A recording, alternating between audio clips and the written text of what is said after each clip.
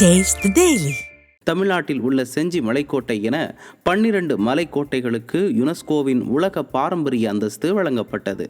France தலைநகர் பாரிஸில் UNESCO உலக பாரம்பரிய குழுவின் 47வது அமர்வில் மகாராஷ்டிராவில் உள்ள ராய்காட், பிரதாப்காட் மற்றும் பன்ஹாலா உள்ளிட்ட 11 கோட்டைகள் மற்றும் தமிழ்நாட்டில் விழுப்புரம் மாவட்டத்தில் உள்ள செஞ்சிக்கோட்டை உட்பட 12 கோட்டைகளையும் உலக பாரம்பரிய சின்னங்களின் பட்டியலில் இணைத்துள்ளதாக அறிவிக்கப்பட்டுள்ளது.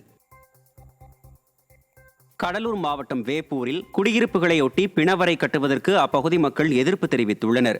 வேப்பூரில் செயல்பட்டு வரும் அரசு மருத்துவமனை அருகே பல ஏக்கரில் இடங்கள் இருந்தும் அங்குள்ள குடியிருப்புகளின் அருகில் பிணவரை கட்டுமான பணிகள் தொடங்கப்பட்டுள்ளதாக மக்கள் குற்றம் சாட்டியுள்ளனர். மேலும் மாற்று இடத்தில் பிணவரை கட்ட கோரிக்கை மனு அளித்தும் விடிய அரசின் அதிகாரிகள் அதனை காதில் வாங்கவில்லை என குற்றம் சாட்டிய அப்பகுதி மக்கள் ஸ்டாலின் அரசின் மக்கள் விரோத நடவடிக்கைகளால் நிம்மதியாக வாழ முடியவில்லை என்றும் வேதனை தெரிவித்தனர். எங்கள் வீடு ஓரத்துலேயே மார்ச்சுரி வந்திருக்குதுன்னு போடுறாங்க சார். நாங்கள் பிள்ளைங்களை வச்சுட்டு நாங்கள் எப்படி சார் இருக்கிறது? இது சொன்னதுலேருந்தே நாங்கள் சரியாக தூக்கம் இல்லாத, சரியாக சாப்பாடு இல்லாத இருக்கிறோம் சார். ஸோ இப்போவே இப்படி இருக்கிறோம் சார். சொன்னதுலேருந்து நாங்கள் எப்படி சார் இந்த இடத்துல இருக்க முடியும்? இவ்வளோ இடம் இருக்கக்குள்ளே இந்த ஓரத்தில் வந்து எங்கள் வீட்டு ஓரத்தில் வந்து போடுறாங்க சார். ஹாஸ்பிட்டல் ஒட்டியே நீங்கள் தள்ளி போடுங்க சார்.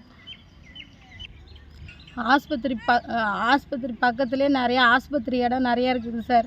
அவ்வளோ இடம் இருந்தும் எங்கள் வீட்டு பக்கத்தில் வந்து மார்ச்சுரி போடுறாங்க சார்.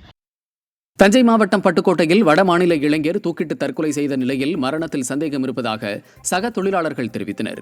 பீகாரைச் சேர்ந்த முகமது டபேஷ் என்பவர் பட்டுக்கோட்டையில் அறை எடுத்து கட்டிட வேலை செய்து வந்தார். இரவு தூங்கச் சென்ற முகமது டபேஷ் காலையில் தூக்கில் தொங்கியபடி இறந்து கிடந்தார். அவரது உடல் மீட்கப்பட்டு பட்டுக்கோட்டை அரசு மருத்துவமனைக்கு எடுத்துச் செல்லப்பட்ட நிலையில் 200க்கும் மேற்பட்ட பீகார் மாநில தொழிலாளர்கள் மருத்துவமனை முன்பு குவிந்தனர். ஸ்டாலின் மாடல் ஆட்சியில் புலம்பெயர்ந்த தொழிலாளர்களுக்கும் பாதுகாப்பில்லை என்று அவர்கள் குற்றம் சாட்டினர்.